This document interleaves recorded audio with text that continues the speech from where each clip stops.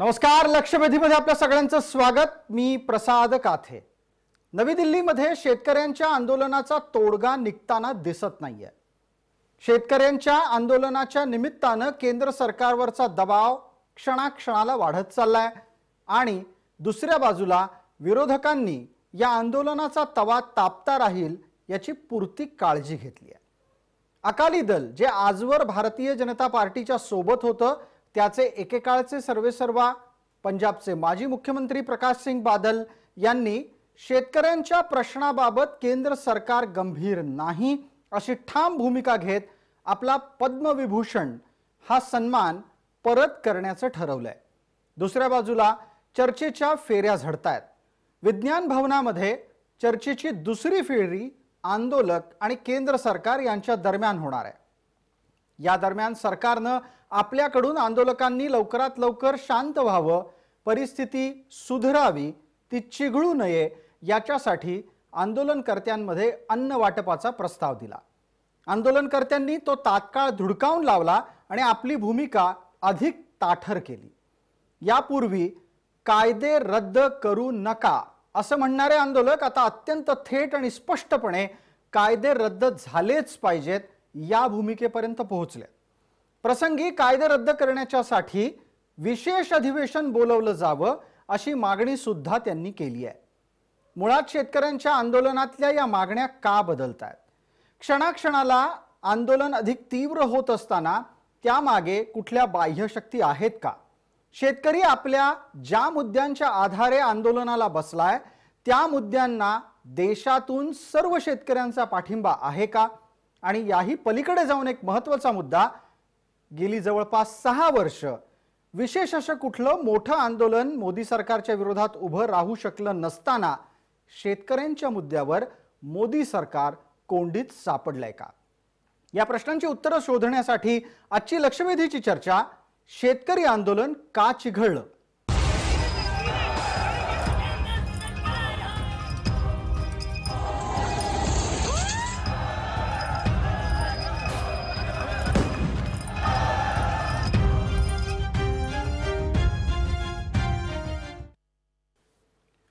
या चर्चेत आपल्याबरोबर सहभागी होत आहेत राजू शेट्टी, नेते आहेत ते स्वाभिमानीचे, त्याचबरोबर सदाभाऊ खोत महाराष्ट्राचे माजी कृषी राज्यमंत्री आहेत, भारतीय जनता पार्टीकडून आपल्या सोबत आहेत पाशा पटेल, अजित नवले आहेत अध्यक्ष किसान सभेचे आणि प्राध्यापिका उज्ज्वला तट्टे या शेतकरी आंदोलनाच्या अभ्यासिका आहेत.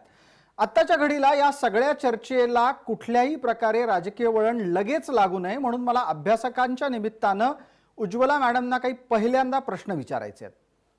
त्यापूर्वी प्रज्वला मॅडमना मला प्रश्न विचारण्याच्या पूर्वी आपण एकदा ग्राफिक्सच्या माध्यमातून पाहू सरकारचा दावा काय, आंदोलकांचं म्हणणं काय आहे. या दोन्ही गोष्टी आता आपल्या समोर स्क्रीनवर येत आहेत, त्या आपण वाचणार आहोत.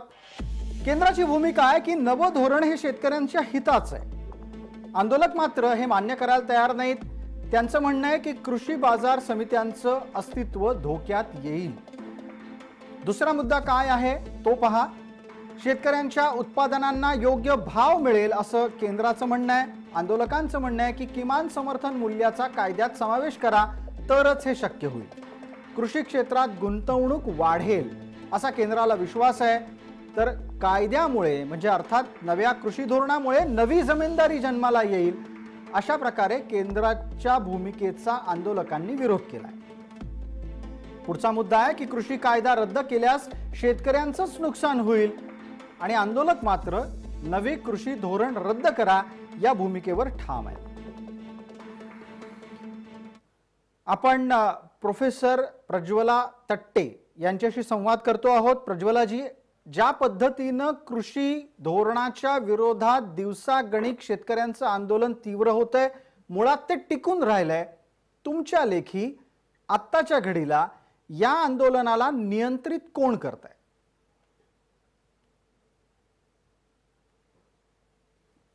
प्रज्वलाजी, माझा आवाज पोहोचलाय आपल्यापर्यंत? हो, तुमचा आवाज पोहोचतोय. अगदी, बोला.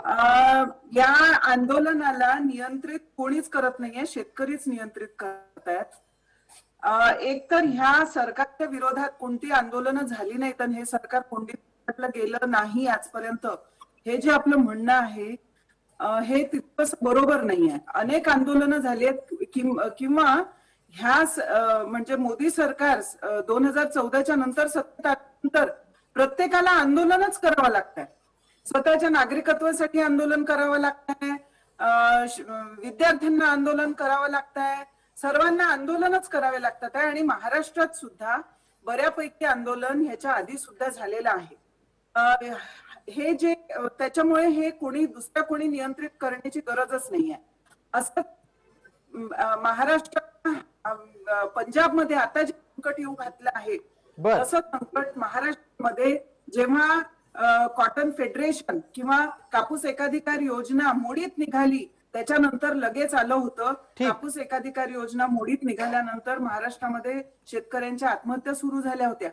पंजाब शेतकऱ्यांनी ह्याच्यापासूनच धडा घेतलेला आहे की ज्यावेळी सरकार खरेदीतून निघून जातं त्यावेळी काय होतं. पण प्रज्वलाजी, सरकार खरेदीतून निघून जातंय हे कोण सांगतंय शेतकऱ्यांना? कारण सरकार दोन मार्केट्स उभं करत ना बाजारामध्ये. 1 नेशन 2 मार्केट्स असं सरकारचं धोरण आहे. या बिलांवरून असं दिसतं की सरकारला 2 मार्केट्स उभे करायचे. एक म्हणजे सरकारी मार्केट ज्याच्यामध्ये टॅक्स घेतला जाईल आणि कॉर्पोरेट मार्केट ज्याच्यामध्ये टॅक्स घेतला जाणार नाही. त्याच्यामुळे ते सुरुवातीला शेतकऱ्यांना थोडा जास्त. प्रज्वलाजी, आपण असं म्हणालात की सरकार 2 बाजार उपलब्ध करत आहे. मला 2 प्रश्न या निमित्तानं विचारायचे आहेत. सरकार 2 बाजार उपलब्ध करत असेल तर कृषी उत्पादकाच्या साठी ते चांगलं नाही का? ज्या बाजारात अधिक भाव मिळेल तिथे विकण्याची त्याला मुभा असणं आणि त्यासाठी 2 बाजार उपलब्ध असणं हे चांगलं नाही का? आणि दुसरं, तुम्ही स्वतःच हे मान्य करताय की सरकार 2 बाजार उपलब्ध करतंय, त्यातला एक बाजार हा सरकारी बाजार आहे, म्हणजे याचा सोपा अर्थ कृषी उत्पन्न बाजार समित्या संपणार नाहीयेत, हे तुम्ही मान्य करता? नाही, पण कॉर्पोरेट कडून ते टॅक्स घेणार नाहीयेत ना. जो टॅक्स बाजार समित्यांमध्ये घेतला जाणार आहे तो कॉर्पोरेट ला त्याच्यापासून त्यांनी त्याच्यापासून सुटका दिलेली आहे. बरं, हे असंच झालं ना ज्यावेळी. ठीक आहे, कॉर्पोरेट्सच्या भूमिकेच्या बद्दलचा तुमचा प्रश्न लक्षात आला. पण 2 बाजार उपलब्ध होत आहेत ही गोष्ट तुम्ही अधोरेखित केली, त्याबद्दल धन्यवाद. चर्चेला थोडं पुढे नेऊयात. आपल्या सोबत राजू शेट्टी आहेत. शेट्टी साहेब, आवाज येतोय माझा? आपण फोनवरून आमच्या सोबत आहोत. अगदी.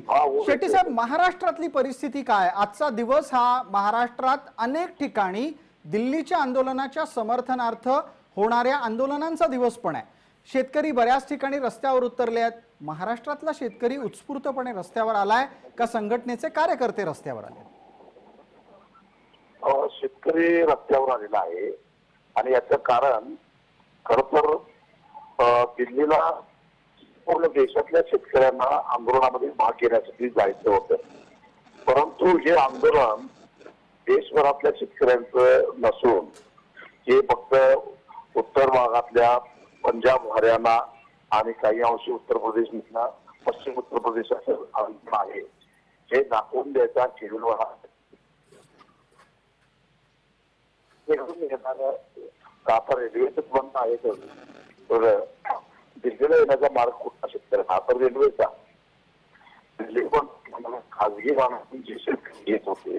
शेट्टी साहेब, माफ करा, आपल्याला याचसाठी थांबवतो, हस्तक्षेप करतो, कारण तुमचा आवाज नीट आमच्यापर्यंत येत नाहीये. मध्ये मध्ये सारखा खरखर होतोय. नेटवर्कचा काही इश्यू असेल तर आपण कृपया तो सुधारून घ्याव्यात. दरम्यान मी थोडी चर्चा पुढे नेतो, परत आपल्यापर्यंत येईनच.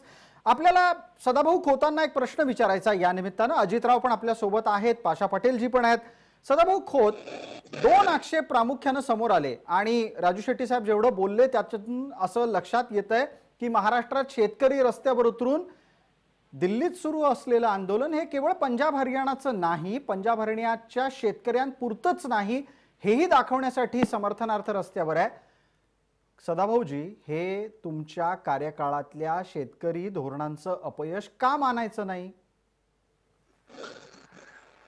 मी पहिल्यांदा सर या ठिकाणी एक आपल्या समोर आणि महाराष्ट्रातल्या शेतकऱ्याच्या समोर एक भूमिका या ठिकाणी मांडत आहे की कृषी विधेयक जी आहेत ही शेतकऱ्यांच्या हिताची आहेत आणि पहिल्यांदा मार्केट कमिटीच्या बंधनातून, जाचातून या देशातल्या शेतकऱ्याला एक वेगळा पर्याय या ठिकाणी उपलब्ध झालेला आहे आणि त्याबरोबर मार्केट कमिटीचं अस्तित्व संपुष्टात आलेलं नाही आहे.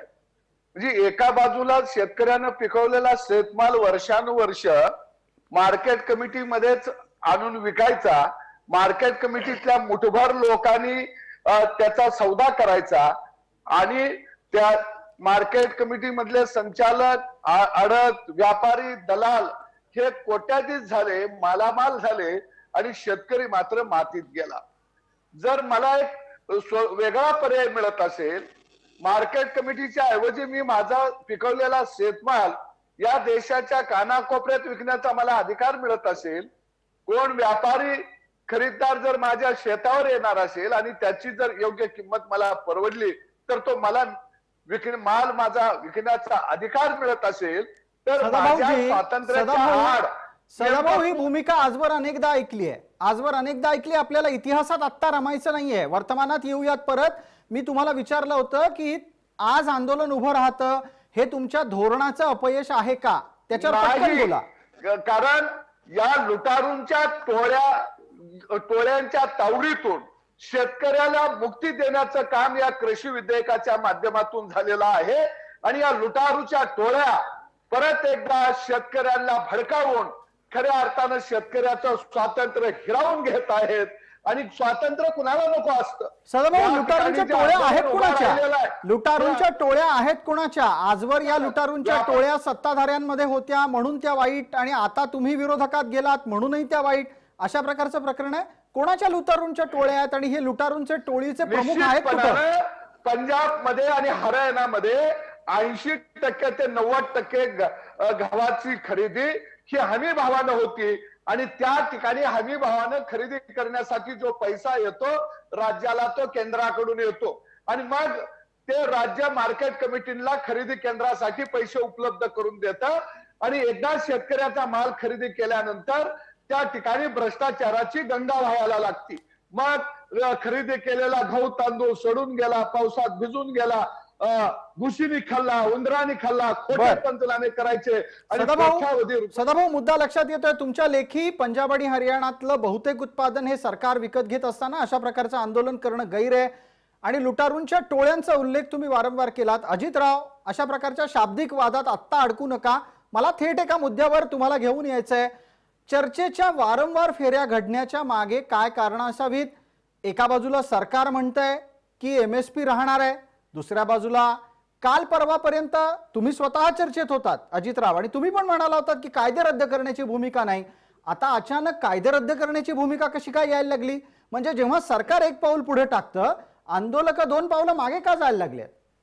नाही प्रसादजी, आपण बघा, पहिल्यापासून म्हणजे जेव्हा हे विधेयक आले तेव्हापासून आमची भूमिका एकच आहे, ती सातत्याची आहे आणि आपल्या बरोबर अनेक वेळा चर्चेमध्ये मी हे सांगितलेलं आहे की ते विधेयक जेव्हा आले तेव्हा ती विधेयक मागे घ्या हीच आमची मागणी होती आणि ज्यावेळी त्याचं कायद्यात रूपांतर झालं त्या दिवशी सुद्धा आमची तीच मागणी होती.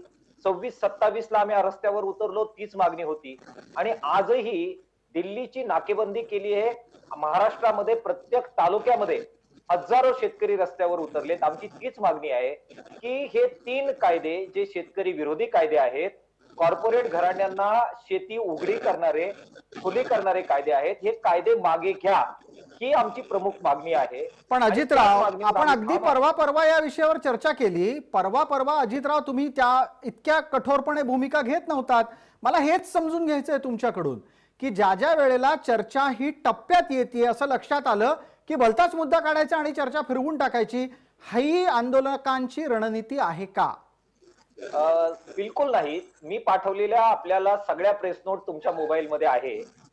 मी आतापर्यंत केलेली स्टेटमेंट आपल्याकडे आहेत. केवळ मीच नव्हे, अखिल भारतीय किसान संघर्ष समन्वय समितीने आतापर्यंत ज्या ज्या प्रेस नोट काढल्या त्या मी सगळ्या तुम्हाला फॉरवर्ड केलेल्या आहेत, त्या ऑन रेकॉर्ड आहेत आणि त्यामुळे एक वाक्यता आमची आहे की हे कायदे हे शेतकरी विरोधी आहेत, ते मागे घेतले पाहिजेत आणि नवं प्रो फार्मर अशा प्रकारचं धोरण हे सरकारने आणलं पाहिजे, ही आमची ठाम भूमिका आहे आणि त्याच्यामध्ये कोणताही बदल करण्याची मानसिकता आज आमची नाही.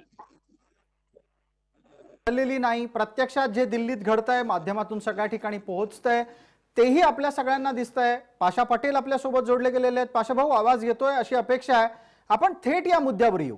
शेतकरी आत्ताच्या घडीला ज्या आंदोलनाच्या निमित्तानं रस्त्यावर बसलेला आहे, ही परिस्थिती आटोक्यात येऊ शकते का? चर्चेची दुसरी फेरी आज होतीये. चर्चेच्या तिसऱ्या फेरीकडे आपण जाऊ का, चौथ्याकडे जाऊ का? आणि मला सत्ताधारी गटाचे प्रतिनिधी या नात्यानं आपल्याला विचारायचं आहे, तुम्ही शेतकऱ्यांच्या प्रश्नांना चर्चेत अडकवून टाकलं आहे का?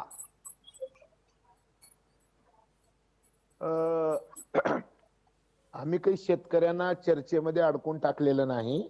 खर तर पंजाब आणि हरियाणातल्या शेतकऱ्यांची जी मागणी होती ती अशी होती की एमएसपीचा उल्लेख या कायद्यामध्ये आला पाहिजे. ही एकाच गोष्टीसाठी हे आंदोलन सुरू झालं. आता एमएसपी ही देणार असं पंतप्रधानांनी जाहीर केलं. एमएसपी बंद करणार नाही हे पंतप्रधानांनी जाहीर केलं. एमएसपी कुणीच बंद करू शकत नाही हेही सांगितलं गेलं. एवढं सगळं असताना त्या एमएसपीच्या भोवती हे आंदोलन उभं झालेलं आहे. आणि आता मात्र सरकार त्याच्यावर चर्चेला बोलवतंय, चर्चा करायला तयार आहे. आणि आता यांनी मात्र डिझेलचे बिल कमी करा, हे कमी करा, अशा वेगवेगळ्या मागण्या पुढे ढकलायचं काम करू लागलेले आहेत. खरं आपण आता सगळ्याची भूमिका ऐकली, सगळ्याची मतं तुम्हाला माहितीये. हे ज्यावेळेस 3 विधेयक आले त्यावेळेस देशामध्ये सगळ्यांनी त्याचं स्वागत केलेलं आहे. महाराष्ट्रामध्ये शरद जोशीच्या मुशीतून तयार झालेल्या जेवढ्या संघटना आहेत, पाशा भाऊ, एखादी हा एमएसपीचा घोळ नक्की कोणी घातला आणि हा एमएसपीच्या माध्यमातून बुद्धिभेदाचा प्रयत्न कसा सुरू झाला? जर पंतप्रधान म्हणतात एमएसपी मिळेल, कायद्यामध्ये त्याचा समावेश करा असा आग्रह आंदोलक धरतायत, नक्की एमएसपी ही मार्केट फोर्सेस अर्थात बाजाराच्या शक्तींनी म्हणजे मागणी आणि पुरवठा या 2 बाजाराच्या शक्तींच्याच माध्यमातून एमएसपी निर्धारित करता येऊ शकते का, की एमएसपी हे वास्तव नाही हे स्वीकारायची आपली तयारी आहे? कारण तुम्हाला मध्य प्रदेशातलं उदाहरण देतो. मध्य प्रदेशामध्ये कायदा एमएसपीचा अस्तित्वात असताना सुद्धा महिन्याभराच्या नंतरची परिस्थिती अशी होती की व्यापाऱ्यांनी धान्यच घेणं बंद करून टाकलं. बरोबर बरोबर आहे. हे महाराष्ट्रात सुद्धा घडलेलं आहे. हे महाराष्ट्रात सुद्धा घडलेलं आहे. नाही मग करायचं काय? पाशा भाऊ, माझा आपल्याला हा प्रश्न आहे, करायचं काय?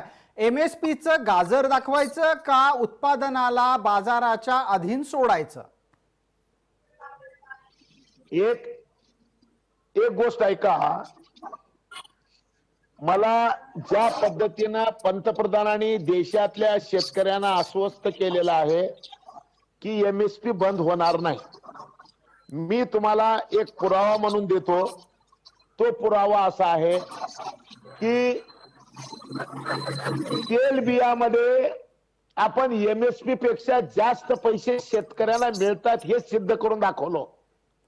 तुमच्या माहितीसाठी एक गोष्ट सांगतो, राजस्थान आणि मध्य प्रदेशमध्ये जे सरसोचं पीक आहे हे सरसोला एमएसपी पेक्षा 1000 रुपये कमी मिळायचे, परंतु या वर्षी एमएसपी पेक्षा 1000 रुपये जास्त मिळू लागलेले.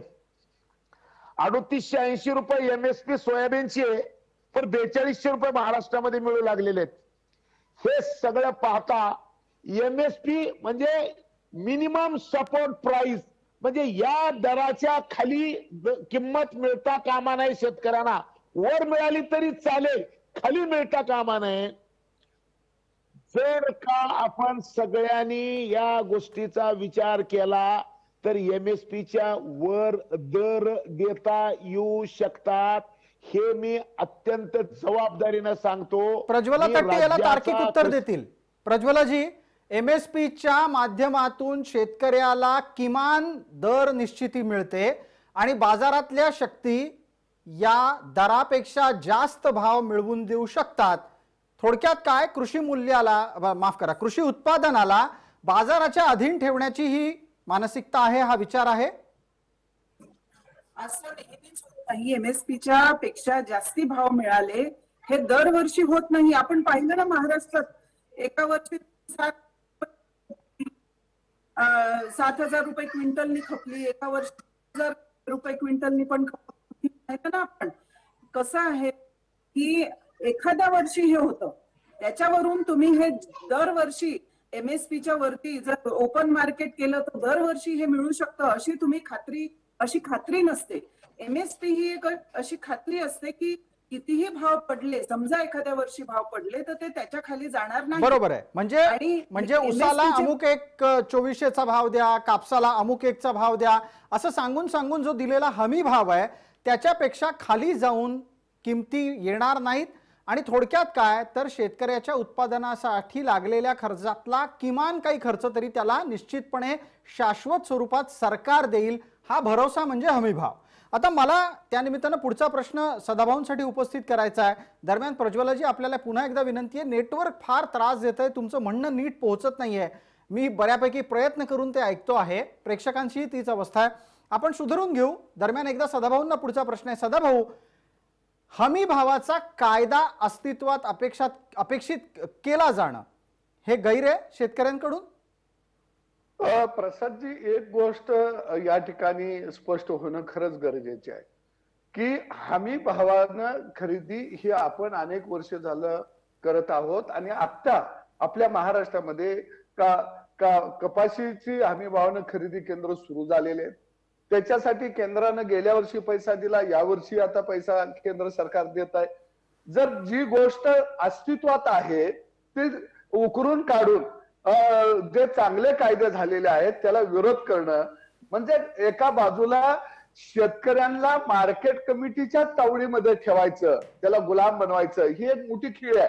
आणि म्हणून मी मगाशी स्पष्ट म्हटलं की पंजाबमध्ये का घडतंय तर पंजाबमध्ये सदाभाऊ आपल्याला MSPचा कायद्यात समावेश करता येईल? सरळ मुद्द्यावर निश्चितपणानं MSP आधारभूत किमतीच्या या कायद्याचा हेतूच हा आहे की आधारभूत किमतीपेक्षा शेतमालाचे भाव गेले की सरकारनं खरेदी केंद्र सुरू करायचे, हा बेसच आहे. आणि मी थोडं प्रसादजी सांगतो की 90% खरेदी गव्हाची तांदळाची ही पंजाबमध्ये होती. आणि इतर राज्यांचा जर आपण आलेख बघितला तर कधीही सरकारी खरेदी 6% जास्त झालेली नाही आहे. मग ही केंद्र सुरू राहणार आहेत, खरेदी सुरू राहणार आहे, पर्याय मार्केट कमिटीचाही सुरू राहणार आहे. मग एका बाजूला ही आंदोलन कशासाठी तर ही आंदोलन एवढ्यासाठीच आहेत की मार्केट कमिटीच्या माध्यमातून जे हरियाणा पंजाबमध्ये जी मोठ्या प्रमाणामध्ये खरेदी होत असती तो जो पैसा येत असतो केंद्रातून ते उद्या जर जादा भावानं आधारभूत किमतीपेक्षा जर गहू तांदूळ बाहेर खरेदी व्हायला लागला तर आमची दुकानं बंद पडतील, आमच्या दुकानदाऱ्या बंद पडतील. अजितराव, अगदी सदाभाऊंच्या या मुद्द्याला अजितराव उत्तर देतील. अजितराव, खरं तर अशा प्रकारचे आक्षेप नवे नाहीत. शेतकऱ्यांच्या आंदोलनाच्या निमित्तानं ही भूमिका वारंवार मांडली जाते. पण थोड्या वेळापूर्वी सदाभाऊ म्हणाले त्याप्रमाणे ना MSP बंद होणार आहे ना APMC बंद होणार आहे. म्हणजे कृषी उत्पन्न बाजार समित्याही बंद होणार नाहीत, हमी भावही चालू राहणार. मग दुखणं काय? प्रसादजी, हे जे 3 कायदे आलेले आहेत हे तीनही कायदे यांचा अर्थ काय आणि त्याचा परिणाम काय होणार आहे याच्याबद्दल खूप अभ्यास असणारी मंडळी आंदोलनामध्ये आहे. आणि कुणीतरी दलालांनी कुणीतरी आडत्यांनी पैसे दिलेत त्यामुळे काही लाखो शेतकरी दिल्लीच्या दिशेने गेलेले नाहीत. किंवा 3 शेतकऱ्यांचे आज शहीद झालेत, ते शहीदांच्या ज्या हत्या आहेत त्या काही कुणीतरी प्रमोट केल्यामुळे झालेल्या नाहीत. शेतकऱ्यांना त्यांचं भलं बरोबर कळतं आणि उद्या काय वाढून ठेवलेलं आहे याची साधारण भीती वाटल्यामुळेच शेतकरी आज इतक्या प्रचंड ताकदीने रणांगणात उतरलेत, ही बाब पहिल्यांदा समजून घेतली पाहिजे. अगदी अजितराव, माझं म्हणणं आहे की तुम्ही तात्कालिक त्याच भूमिकेवर लवकर परत या की शेतकरी नक्की उद्या कोणत्या आव्हानांचा मुकाबला करतील जर हे कायदे लागू झाले. आणि त्याचबरोबर एक पुढचा मुद्दा अजून गरजेचा आहे चर्चेत की जो कायदा आणला गेला आहे त्याच्या अंमलबजावणीच्यासाठी तुम्ही सरकारला काही वेळ देणार आहात की दिसतोय कायदा घे सुरू कर आंदोलन, ही भूमिका आहे? प्रसादजी, भरपूर वेळ या सरकारला देऊन झालेला आहे. पहिली टर्म 5 वर्षाची देऊन झाली, त्यानंतरची ही दुसरी टर्म आता 1-2 वर्षाची होत आलेली आहे. प्रत्येक वेळी सरकार या वेगवेगळ्या शेती धोरणांच्या निमित्तानं कॉर्पोरेट घराणे, प्रक्रियादार, निर्यातदार यांच्या बाजूने धोरण घेताना दिसतंय. या कायद्यांचा उद्देश सुद्धा भाषा जरी शेतकऱ्यांना स्वातंत्र्य देण्याची असली तरी सुद्धा खाजगी मार्केटच्या द्वारे कॉर्पोरेट कंपन्यांना शेती बहाल करण्याचंच धोरण या कायद्याच्या अंतर्गत आखलं जातंय. हे रिफॉर्म्स नावाचं जे प्रकरण आहे, प्रसादजी, आपल्याला रिफॉर्म्स हवेच आहेत, परंतु ते प्रो फार्मर्स रिफॉर्म आम्हाला हवेत. आता जे रिफॉर्म्स हे सरकार आणतंय ते प्रो कॉर्पोरेट रिफॉर्म्स आहेत आणि मुद्दा हा कायद्याचा, हमी भावाचा आहेच, पण खरा मुद्दा सरकार या कायद्याच्या अंतर्गत जे धोरण राबवतंय ते कॉर्पोरेट घराण्यांच्या, खरेदीदारांच्या, प्रक्रियादारांच्या, निर्यातदारांच्या बाजूची आहेत आणि शेतकऱ्यांना अडचणीत आणणारी आहेत. आणि म्हणून एवढ्या प्रचंड प्रमाणात 500च्या वर संघटना या आज संबंध भारतभर रस्त्यावर उतरलेले आहेत. ठीक आहे, अजितराव राजू शेट्टी जोडले गेले आहेत. मी यासाठी आपल्याला थांबवतोय कारण मगाशी आपल्या संवादामध्ये थोड्या काही तांत्रिक अडचणी आल्या होत्या. राजू शेट्टी साहेब आता जोडले गेले आहेत. शेट्टी साहेब, मुद्दा इथे MSP आणि APMC अर्थात हमी भाव आणि कृषी उत्पन्न बाजार समिती या दोन्ही भोवती फिरतोय वारंवार. सत्ताधारी गटाचं म्हणणं आहे की या दोन्ही गोष्टी अस्तित्वात राहत आहेत, केवळ आणि केवळ राजकारणासाठी आंदोलन होतंय. मला आपल्याला असा प्रश्न विचारायचा आहे की शेट्टी साहेब, हमी भाव राहणार असताना सुद्धा या मुद्द्यावरची आंदोलनं ही न्यायपूर्ण तर्कसंगत समजायची आहेत का? आणि कृषी उत्पन्न बाजार समित्यांमधलं राजकारण आजवर तुम्हाला चालत नव्हतं, आता धोरणांच्या म्हणजे बदलानंतर APMCतलं राजकारण संपेल आणि शेतकऱ्याला न्याय मिळेल, हे नव्या राजू शेट्टींना पटतं का? राजू शेट्टी नवा नाही, जुनाच आहे. तुम्ही तुमचा चष्मा बदला किंवा तुम्हाला कोणी ज्याने चष्मा लावायला लावलाय त्यांना चष्मा काढून घ्यायला सांगा. मी आहे तोच आहे. महत्वाचं म्हणजे कृषी उत्पन्न बाजार समितीमध्ये राजकारण आहे का? 100% आहे. शोषण आहे का? 100% आहे. पण आज जी व्यवस्था आहे ती व्यवस्था उभी करण्यासाठी सरकारचे, समाजाचे करोडो रुपये त्याच्यामध्ये खर्च पडलेले आहेत आणि त्याच्यामध्ये दोष शिरले असतील तर ते दोष दुरुस्त केले पाहिजेत. हा शहाणपणा आहे. घरात ढेकणं झाली म्हणून घर जाळायचं नसतं, तर औषध फवारणी करून ढेकणाचा बंदोबस्त करायचा असतो. जे आहेत प्रचलित कायदे आहेत ते अधिक कडक करून या सगळ्या बाजार समितीच्या प्रवृत्ती आपण थांबवू शकतो. पण मला एक सांगा की 1.5 क्विंटल धान्य विकायचं असेल तर शेतकऱ्याला बाजार समितीतच जावं लागेल. हे लक्षात द्या. तिथं कोणी खाजगी व्यापारी येणार नाही, कुठली कॉर्पोरेट कंपनी येणार नाही. तुकड्याची शेती आहे, छोटे छोटे शेतकरी आहेत आणि त्यांना आपला माल बाजारातच घेऊन जावा लागेल. ही व्यवस्था मोडणं आपल्याला परवडण्यासारखं नाही, हे पहिल्यांदा लक्षात घेतलं पाहिजे. अगदी. शेट्टी साहेब, आपण दोन मुद्दे मांडलेत, त्याच्यावरचे पटकन आपण प्रतिवाद घेऊ. सदाभाऊ खोत, पटकन शेट्टी साहेबांच्या या मुद्द्याला उत्तर द्या की घरात ढेकणं झाली तर औषध फवारा, घर जाळू नका. नवं कृषी धोरण हे शेतकऱ्यांच्या विद्यमान सर्व रचना, मग ज्या त्या रचना APMC अंतर्गतच्या भ्रष्ट आहेत हे स्वतः शेट्टी साहेब मान्य करतात, त्या रचना समूळ उखडून टाकल्या पाहिजेत का आहेत त्या कायद्यांना अधिक कठोर केलं पाहिजे? मार्केट कमिटीचं अस्तित्व एका बाजूला अबाधित राहणार आहे, परंतु या मार्केट कमिटीमध्ये मुठभर व्यापाऱ्यांनाच खरेदीचं लायसन्स दिलं जातं. वर्षानुवर्ष ते लोक शेतकऱ्याचं शोषण करत आहेत आणि शेतकरी जर आपला माल बाहेर विकायला गेला तर त्याच्यावरती गुन्हे दाखल होत होते. आणि म्हणून भाजीपाला नियमनमुक्तीचा आम्ही निर्णय घेतल्यानंतर ज्यावेळी शेतकरी मुंबई सारख्या शहरामध्ये यायला लागल्यानंतर त्या ठिकाणी त्याला अडवलं गेलं. आता जर त्याला अजून एक जर पर्याय मिळत असेल तर तो शेतकरी ठरवेल, मला मार्केट कमिटीमध्ये जायचं का मला खुल्या बाजारामध्ये जायचं का मला डायरेक्ट ग्राहकाला विकायचं. वर्षानुवर्ष ही बाडगुळं पोसायचा. आम्ही काय ठेका घेतलाय का? यांनी स्पर्धेमध्ये उतरावं या बाडगुळांनी आणि शेतकऱ्याचं भलं करावं. आता 70 वर्षाच्या कालखंडामध्ये ही व्यवस्था चालू ठेवल्यामुळं या देशातल्या 5 लाख शेतकऱ्यांनी आत्महत्या केल्या. आपल्या या मुद्द्याला प्रतिवाद करण्याची संधी राजू शेट्टींना देतोच आहोत. तत्पूर्वी एक आणखीन मुद्दा जो शेट्टी साहेबांनी थोड्या वेळापूर्वी मांडला त्याचंही उत्तर आपण पाशा पटेलांकडून घेऊ. पाशा पटेलजी, हा जो दीड क्विंटल शेतीमाल उत्पादनाच्या विक्री संदर्भातला नियम आहे, हा जाचक आहे का समर्थनीय आहे? नाही, एक मिनिट आहे का, 1.5 क्विंटल विकायला मार्केट यार्डात जायची गरजच नाही. शेतकऱ्याच्या पोरांनी शेतकरी उत्पादक कंपन्या गावात काढायच्या आणि आपला माल गावातच द्यायचा आहे. ही व्यवस्था 10,000 FPO स्थापन करण्यासाठी केंद्र सरकारने मान्यता दिलेली आहे. त्याला मार्केट म्हणजे FPOच्या सगळ्या संचालकांना प्रशिक्षण द्यायचं आहे, त्यांना पायाभूत सुविधा उपलब्ध करून द्यायच्या आहेत. म्हणजे ही बाजार व्यवस्था गावापासूनच उभी करायची. 150-200 गावचे लोक एक क्विंटल माल घेऊन 50-50 किलोमीटरवर बाजारात जायची गरजच काय? ठीक आहे, तुम्ही या आमच्या जिल्ह्यामध्ये. तुमचे 2 मुद्दे पोहोचले. आशा पटेल आणि सदाभाऊ खोत यांच्याकडून आलेल्या मुद्द्यांना राजू शेट्टींकडूनही उत्तर घेणं गरजेचं आहे. शेट्टी साहेब, मला वाटतं यांची उत्तर आपल्यापर्यंत आली असतील. सदाभाऊ खोतांचं सरळ म्हणणं होतं की कृषी उत्पन्न बाजार समितीतली भांडवळं का पोसायची. मुळात त्यांचा आक्षेप एकाधिकारशाहीवर आहे. आणि दुसरं, 4 शेतकरी एकत्र येऊन आपल्या 5 किलोमीटरच्या परिघामध्ये आपलं शेती उत्पादन विकू शकतात, हे वास्तवात शक्य आहे का? दोन्ही मुद्दे, भांडवळांच्या मुद्द्यावर पण बोला आणि सहकारी शेती कितपत रुजू शकेल देशभरामध्ये. ही जी बाजार समितीमध्ये भांडवळ बसलेले आहेत, त्या भांडवळांचं नियंत्रण प्रचलित कायद्यानुसार किंवा त्या कायद्यामध्ये दुरुस्ती करून करता येणं शक्य आहे.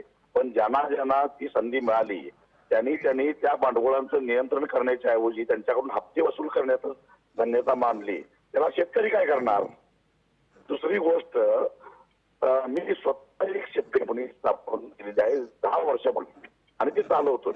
अर्थात ती शेतकऱ्यांच्या भांडवलाच्या बळावर चालवतोय, सरकारची काही मदत मिळाली नाही. पण अशा या उत्पादक कंपन्या स्थापन करायची सरकारची ही फक्त वल्गना आहे. या उत्पादक कंपन्या ज्यावेळी शेतकऱ्याचा शेतीमाल खरेदी करतील त्यावेळी या उत्पादक कंपन्यांना आवश्यक असणारं भांडवल कोण देणार? मी ते सगळं त्यांचा अध्यादेश वाचला. त्याच्यामध्ये उत्पादक कंपन्याकडून मॉर्गेज घेऊन तारण देऊन मग त्याला केंद्र सरकार कर्ज उपलब्ध करून देणार असेल तर ह्या उत्पादक कंपन्या कधीही सक्षम होणार नाहीत. आणि पाशा पटेल जे काही स्वप्न रंगवत आहेत ते स्वप्न सत्यात येणार नाही. मी पाशा पटेलनी उत्पादक कंपनी स्थापन केल्या काय नाही मला माहित नाही, पण मी माझ्या कार्यकर्त्यांच्या मार्फत स्थापन केलेले आहेत, प्रयत्न करतोय. पाशा पटेल यांनी उत्पादन कंपनी स्थापन केली असं दावा करतायत ते. हा केले आहे. ते सरकार खरोखर काय किती मदत केली जरा सांगा. मग ती कशी मिळाली ती आम्हाला आमच्याही ज्ञानात जरा वर टाका. पाशा पटेलजी, चला या निमित्तानं आपल्याला उत्तर देण्याची संधी आहे. एक मिनिट सांगतो मी की आता केंद्र सरकारने 10,000 FPO स्थापन करायचं ठरवलेलं आहे. त्याच्यासाठी 25 लाख कोटी रुपये देणार आहे. एक मिनिट नाही दोन गोष्टी करायच्या. शेतकऱ्याचा फायदा म्हणजे 1 मिनिट गावाकडे एकच मिनिट मला बोलू देत आहे का? जरा मलाही बोलून द्या जरा. आमच्या गावाकडे एक मन आहे, बोला. मालक एक साडी घेतो म्हटल्यात एक घेतील अनेक घेणार आहेत, असला हा प्रकारच आहे तुमचा. हे पैसे कधी येणार नाहीत कारण तुमच्या घोषणा गेली 6 ऐकतोय त्या घरात आल्या. ते आता आम्हाला माहिती आहे तसंच होणार आहे. हे पण शेट्टी साहेब, अशाच घोषणा देणाऱ्यांच्या बरोबर काही काळ गुजारून तुम्ही परत आलेला आहात. हो, पश्चाताप झाला म्हणून सोडलो. अच्छा. पश्चाताप झाल्यानं पाशा पटेल ते परत गेलेले आहेत. तुम्ही तुमचा एकदा अनुभव सांगून टाका. तुमच्या अनुभवातून जर प्रेक्षकांना काही शेतकऱ्यांना माहिती मिळू शकली तर ते उपयोगी पडणार आहे. त्यांचा अनुभव सांगता येत नाही, सहन होत नाही असा आहे. पाशा पटेल, हे वाक्य ऐकलं का? माझा अनुभव सहनही होत नाही आणि सांगता येत नाही. मला एक मिनिट आहे का? मी बौद्धिक चर्चेकडे वळवण्याचा प्रयत्न करतो. चर्चेला खाजगी चर्चा करू नये. ठीक आहे, वेळेची मर्यादा आहे पाशा भाऊ, कृपया वेळेत पटकन बोला.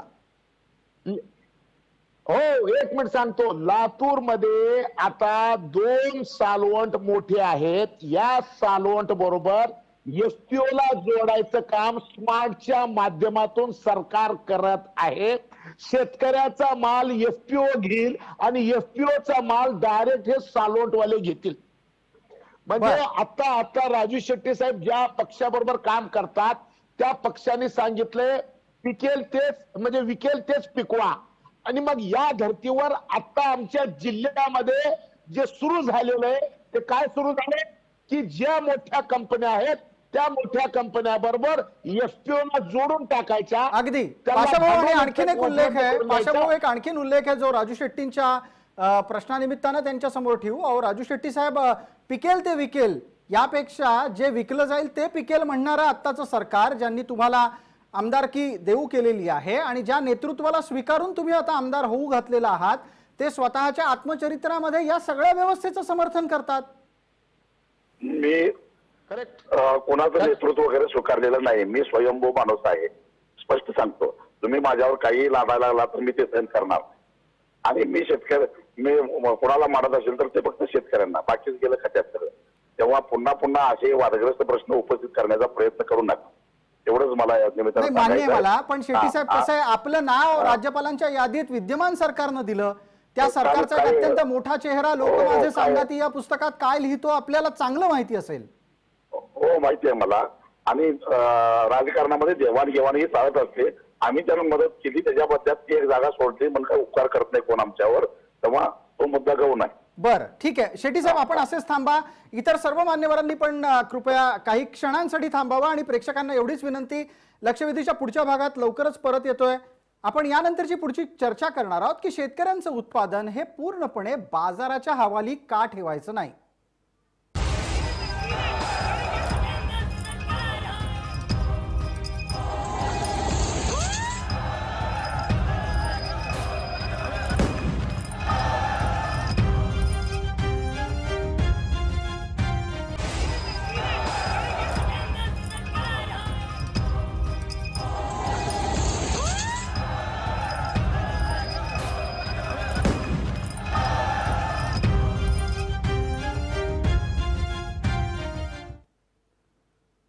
भारतासारख्या कृषीप्रधान देशामध्ये शेतकऱ्यांचं आंदोलन चिघळणं हे निश्चितच भूषणावह नाही.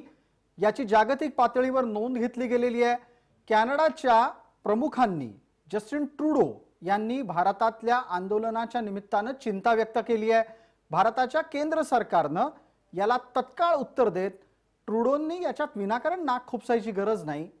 ट्रूडो यांना दिलेली माहिती ही चुकीची आहे, ते गृहीतकावर बोलतायत आणि परिस्थिती वेगळी आहे असं सांगण्याचा प्रयत्न केलाय. हे यासाठी सांगण्याची गरज आहे कारण शेतकऱ्यांचं आंदोलन हे देश नव्हे तर जागतिक पातळीवर नोंद घेत आहे. त्या निमित्तानं विविध शेतकऱ्यांचे प्रश्न चर्चेला येत आहेत. आणि आता आपल्या लक्षवेधीतला पुढचा मुद्दा असा आहे की शेतकऱ्यांचं जे उत्पादन भारतात तयार होतं ते सगळं, ज्याला इंग्लिशमध्ये मार्केट फोर्सेस म्हणतात, मराठीमध्ये आपण बाजाराच्या शक्ती, मागणी, पुरवठा यावर का सोडू नये. चर्चेची ही फेरी आपण सुरू करतोय. सदाभाऊ खोत यांच्यासाठी हा प्रश्न आहे, बाजाराला ठरवण्याचा हा अधिकार का नसावा की ज्या वस्तूचं उत्पादन जितकं झालं त्याला किती मागणी आहे त्यानुसार त्याला दर मिळाला पाहिजे. मुळामध्ये प्रसादजी, की कोणतंही उत्पादन जर घ्यायचं असलं शेतमालाचं तर त्या परिसरातलं किंवा त्या विभागामधलं हवामान असेल, माती असेल, पाण्याची उपलब्धता असेल, पडणारा पाऊस, या सगळ्याचा विचार करून सारासाराने बाजारपेठेत मिळणारे भाव याचा विचार करून शेतकरी शेतमालाचं उत्पादन घेत असतो. मी तुम्हाला एक गोष्ट लक्षात आणून देतो की नाशिक पट्ट्यामधला शेतकरी द्राक्षाचं उत्पादन घेतो आणि तो निर्यातीच्या दिशेनं आज एवढा पुढे गेलेला आहे की तिथं विलासराव शिंदेची सह्याद्री फार्मर प्रोड्युसर कंपनी आज अनेक शेतकऱ्यांना एकत्रित घेऊन जागतिक बाजारपेठेमध्ये आज शेतकऱ्यांचा शेतमाल विकत आहे.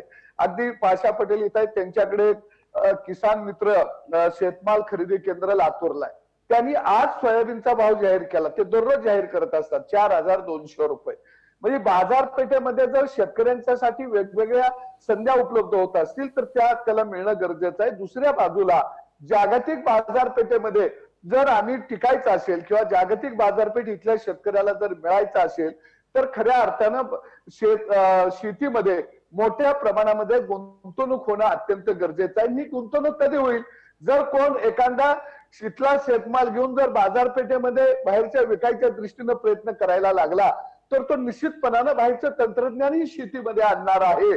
परंतु हे बाहेरचं तंत्रज्ञान शेतीमध्ये आलं नाही. तुम्ही जागतिक चर्चेकडेही वळवलेलं आहे. प्रज्वला तट्टे आपल्या सोबत आहेत, त्यांनाही मला विचारायचं आहे की प्रज्वलाजी, मुळात जागतिक पातळीवर MSP आणि APMC या दोन यंत्रणा कशा काम करतात का, कुठे करतात, आणि हमी भाव आणि कृषी उत्पन्न बाजार समितीच्या माध्यमातून जगातल्या कृषी विषयक प्रगत राष्ट्रांमध्ये काय घडतं? याचं उत्तर मी देऊ का? अगदी अगदी प्रज्वलाजी, आपल्यालाच प्रश्न विचारलाय. हा तर हे बाजाराच्या भरोश्यावर याच्यासाठी सोडता येत नाही, कारण की भारतात काय बाजार किंमत राहील ही बाजार किंमत आंतरराष्ट्रीय व्यापारावर अवलंबून असते आणि ते भाव बाहेरच्या अमेरिकेच्या, युरोपच्या जे सरकार जे त्यांच्या शेतकऱ्यांना सबसिडीज देतात त्याच्यावर सुद्धा ते डिपेंड करतात. दुसरी गोष्ट, भारतामध्ये समजा आपण डोमेस्टिक मार्केट जरी पाहिलं तरी ज्या आवश्यक वस्तू असतात, डाळ झालं किंवा गहू झाले, खाण्याच्या ज्या आवश्यक वस्तू आहे त्या विकत घेऊन खाण्याची कॅपॅसिटी म्हणजे क्रयशक्ती आपल्याकडे किमान 50% लोकांमध्ये नाहीये. त्याच्यामुळे त्यांना शेतकऱ्यांकडून व्यवस्थित त्यांना परवडेल अशा भावात खरेदी करून ती वाटणे, त्याचं वाटप करणे ही यंत्रणा आपल्याकडे आवश्यक आहे. अगदी सोप्या शब्दात भुकेल्याला वेळच्या वेळेला परवडेल असं अन्न पोहोचवणं ही सरकारची जबाबदारी आहे. त्या निमित्तानं शेतकऱ्यांच्या उत्पादनाच्या खरेदीसाठीचा सरकारचा हस्तक्षेप जन्माला येतो. हा मुद्दा आपण अधोरेखित केलात, पण मी विचारलेला प्रश्न हा जागतिक पातळीवरचा होता. परत एकदा आपल्यासाठी तो चर्चेत आणतो की जागतिक पातळीवर सुद्धा हमी भाव आणि कृषी उत्पन्न बाजार समिती या दोन व्यवस्था कार्यरत असतात का? प्रेक्षकांच्या माहितीसाठी, ज्ञानवर्धनासाठी हा प्रश्न आहे. एक मिनिट, ह्याच्यावर मी उत्तर देते की अमेरिका, युरोप वगैरे हे जे देश आहे या देशांमध्ये कॉर्पोरेटायझेशन झालेलं आहे शेतीचं आणि त्याच्यामुळे तिथल्या शेतकऱ्यांना पण शेती परवडत नाहीये. खूप कमी लोक शेतीमध्ये राहिलेले आहेत. सगळ्यात चांगली व्यवस्था ही पंजाब आणि हरियाणा मधली आहे कृषी माल विकत घेण्याची आणि शेतकऱ्यांना त्याचा MSPचा फायदा देण्याची. ही फक्त भारतातच शिल्लक आहे आणि ती पंजाब हरियाणामध्ये आहे. कापूस एकाधिकार योजनेच्या रूपाने ती महाराष्ट्रात होती, पण शरद जोशी प्रेरित जी शेतकरी संघटना आहे ज्याच्यामध्ये पाशा पटेल होते, या लोकांनी त्याच्याबद्दल खूप गैरसमज निर्माण केल्यामुळे शेतकऱ्यांमध्ये आणि आयात झाल्यामुळे, स्वस्त कपाशीची आयात झाल्यामुळे ती मोडीत निघाली. त्याच्यापासूनच हरियाणा. पाशाभाऊ याचं उत्तर आहे का आपल्याकडे? पाशाभाऊ याचं उत्तर आहे का? आपण थोडं पुढे येऊन बसा म्हणजे आपला चेहरा नीट येईल टीव्हीवर. आणि पाशा पटेल सर आता जे हे म्हणाले की मोदींनी खूप सांगितलं आहे की हमी भावाची यंत्रणा मोडीत निघणार नाही, हमी भाव राहीलच, पण शेतकऱ्यांचा मोदींवर विश्वास नाहीये, कारण मोदींनी आतापर्यंत जे सांगितलं ते केलेलं नाहीये. ठीक आहे, पाशाभाऊ उत्तर देतील. याचं 1 मिनिट आहे पाशाभाऊ पूर्णपणे.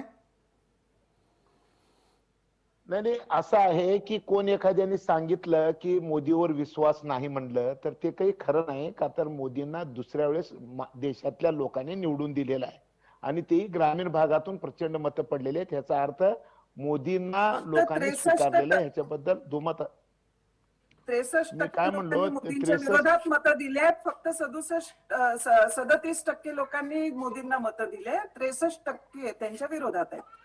प्रज्वलाजी, आपली लोकशाही निवडून आलेल्या जागांच्या आधारे चालते. दिलेल्या मतदानाच्या आधारे आपली लोकशाही चालली असती तर परिस्थिती वेगळी असती. आपल्याला हेही स्वीकारायला हवं. आंदोलनात शेतकरी दिसतात आहे ना, आंदोलन तर शेतकरी दिसतात आहे ना ते. अगदी अगदी त्याबद्दल आक्षेप नाही. तुम्ही मांडलेल्या आक्षेपावर आपल्याला वेळेची मर्यादा असल्यानं पाशाभाऊंना बोलायची संधी दिली आहे. पाशाभाऊ, आपलं म्हणणं पूर्ण करा. आपल्याला पुढे इतर मान्यवरांना प्रश्न विचारायचे.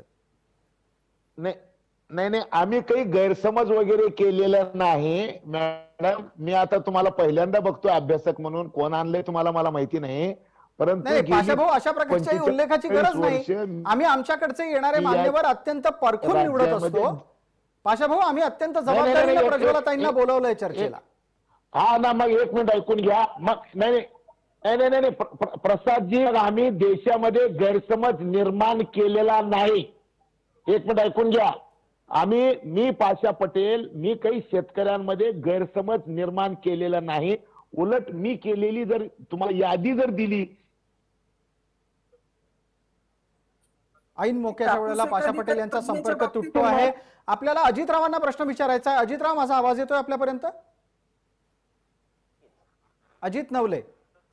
हो, येतोय, आवाज येतोय. अगदी. आपली चर्चा मुख्य या दुसऱ्या भागात या विषयावर केंद्रित होतीये की बाजाराच्या ताब्यात शेती उत्पादनं का असू नयेत, बाजारानं सगळ्या गोष्टी का ठरवू नयेत, ग्राहकाला किती गोष्टींची काय गरज आहे आणि ग्राहकाची क्रयशक्ती या आधारे शेतीचं मूल्य निर्धारण का होऊ नये, शेती उत्पादनांचं मूल्य निर्धारण? प्रसादजी, तुमचं अभिनंदन. तुम्ही मुळाला हात घातलेला आहे आणि चर्चेला अत्यंत रास्त वळण दिलेलं आहे. दोन प्रकारच्या अर्थव्यवस्था संबंध देशामध्ये जगामध्ये अस्तित्वात आहेत. शेतीच्या क्षेत्रामध्ये एक शासन संप्रेरित अर्थव्यवस्था आहे आणि दुसरी बाजार केंद्रित अर्थव्यवस्था आहे. जगामध्ये सध्या बाजार केंद्रित अर्थव्यवस्थेचा बोलबाला आहे आणि आम्ही जी आंदोलन करणारी लोक आहोत, आम्ही शासन संप्रेरित अर्थव्यवस्थेचे पुरस्कर्ते आहोत. भारतासाठी तीच अर्थव्यवस्था असली पाहिजे यासाठी आम्ही लढतो आहोत. आमचं ह्या बाबतचं म्हणणं का आहे? कारण जगभरातील शेतकरी आणि भारतातील शेतकरी याच्यात मूलभूत अंतर आहे. जगभरातील एका शेतकऱ्याकडे, युरोप आणि अमेरिकेच्या एका शेतकऱ्याकडे 5-5, 10-10 हजार हेक्टरची शेती असते.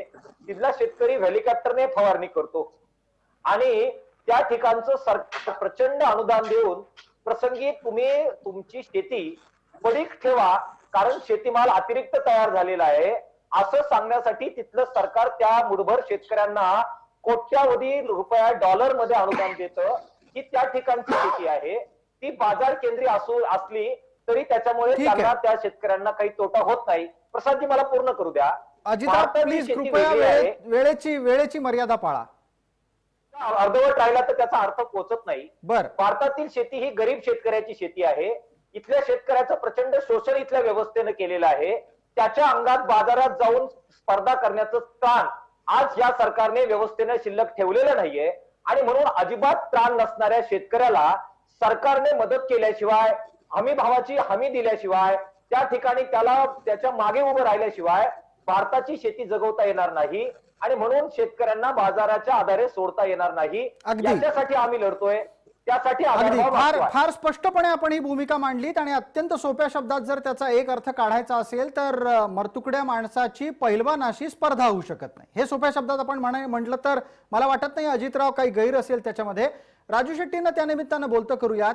राजू शेट्टी साहेब, सरकारी यंत्रणा कायम शेतकऱ्याच्या विरोधातच राहिल्या, त्या तोंड देखल्या सरकारच्या केवळ आणि केवळ प्रचारासाठी आणि मतांसाठीच शेतकऱ्याच्या बाजूने बोलतायत असा भास निर्माण झाला. ही सगळी व्यवस्था बदलण्याच्यासाठी काही प्रयत्न भूतकाळात खऱ्या अर्थानं झाले का आणि कोणी केले ते? एक तर देशामध्ये जे काही सरकार झाली, दुर्दैवानं जवळपास सगळी सरकार ही ग्राहकांना डोळ्यासमोर ठेवूनच त्यांनी शेती संदर्भातली धोरणं राबवली आणि त्यामुळे सातत्यानं शेतकऱ्यांच्यावर अन्यायच होत आलेला आहे. 1990 नंतर खुल्या व्यवस्थेचं वारं यायला लागलं आणि त्यानंतर शेतकऱ्याला स्पर्धा करण्याचं सुचवलं. आपला शेतकरी कष्टाळू आहे, गरीब आहे, मेहनती आहे, तो स्पर्धेला घाबरतो याच्यातला भाग नाही. पण या मोठ्या राष्ट्रातले शेतकऱ्यांना इथल्या शासनाचं मिळणारं पाठबळ, त्यांना मिळणारं भांडवल, समर्थन हे लक्षात घेता WTO मध्ये आपण गेलो, पण WTO मध्ये गेल्यानंतर ग्रीन बॉक्सच्या नावाने बर आणि खऱ्या अर्थानं निखळ अशी स्पर्धा कधी झालीच नाही आणि त्यामुळे आपला शेतकरी मागे पडतोय. आणि या पार्श्वभूमीवर आपल्या शेतकऱ्यांना संरक्षणाची गरज आहे आणि म्हणून हमी भाव द्यायचा असेल तर तो कायद्यानं बंधनकारक करणं हेच आजच्या मितीला सरकारचं कर्तव्य आहे आणि ते करावं लागेल. तर उसाला कायदेशीररित्या हमी भाव मिळतो तर इतर पिकांना का मिळू नये हा माझा सवाल आहे. अगदी बरोबर आहे. याच्यावरची एक पटकन प्रतिक्रिया आपल्याला सदाभाऊंना देण्याची संधी द्यायची आहे. सदाभाऊ, वेळेची मर्यादा आहे, फक्त 1 मिनिट उरलाय. 65% शेतमाल शेतकरी हा खुल्या बाजारामध्ये आजही विकत आहे. मार्केट कमिटींची उलाढाल जर बघितली तर जेवढा उत्पादन शेतमाल होतो त्यापैकी फक्त 35% शेतमाल हा मार्केट कमिटीमध्ये विकला जातो. दुसऱ्या बाजूला खुल्या अर्थव्यवस्थेत आली पण त्या खुल्या अर्थव्यवस्थेचं वारं शेतकऱ्याला मात्र जाणीवपूर्वक लागू दिलं नाही. जर आमचा शेतकरी सुदृढ बनायचा असेल तर त्याला पर्याय जे उपलब्ध होणं अत्यंत गरजेचं आहे. ते पर्याय उपलब्ध जर होत असतील आणि ते झाले नाही पाहिजे, त्याच्या पायामध्ये कायमच बेड्या असल्या पाहिजे, त्या शर्यतीत उतरला पाहिजे असं म्हटलं तर तो शेतकरी शर्यतीमध्ये उतरू शकत नाही. आणि म्हणून मला वाटतं की मूल जन्माला येण्याच्या अगोदर त्याच्या नरडीला नख लावण्याचं काही संघटना आणि काही राजकीय पक्ष करत आहेत. मी त्यांना विनंती करेन, हे मूल आधी पहिल्यांदा जन्माला येऊन द्या, मग ते चालतंय का, बोलतंय का, कसं काम करतंय हे पाहूया. पहिल्यांदा त्याला जन्माला तरी येऊ द्या. ठीक आहे, धन्यवाद. आपण सर्व मान्यवर या चर्चेत सहभागी झालात त्याबद्दल. लक्षवेधीमध्ये वेळ झाली आहे तुर्तास इथेच थांबण्याची. मात्र ताज्या बातम्यांसाठी आपण पाहत रहा फक्त जय महाराष्ट्र.